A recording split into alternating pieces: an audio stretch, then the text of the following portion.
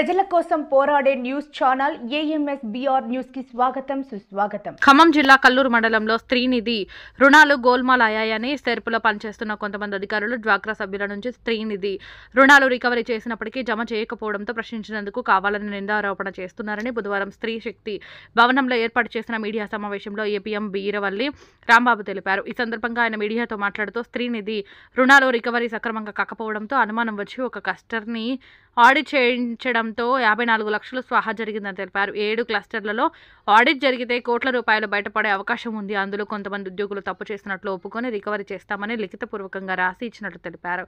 ఈ క్రమంలో శ్రీనిధి రుణాలు రికవరీ చేయడం కోసం అత్యవసర సమావేశం ఏర్పాటు చేసి నిధులు రికవరీ చేయాలని ఆదేశించడంతో సొమ్ము రికవరీ చేయాల్సి వస్తుందని, అవినీతికి పాల్పడిన కొంతమంది ఉద్యోగులు కావాలని దురుద్దేశంతో వారితో అసభ్యంగా మాట్లాడారని నిందలు వేస్తున్నారని అన్నారు. కానీ వారు ఆరోపిస్తున్న ఆరోపణలో ఎటువంటి వాస్తవం లేదని, కేవలం విధి నిర్వహణ గురించి మాత్రమే మాట్లాడటం జరిగిందని తెలిపారు.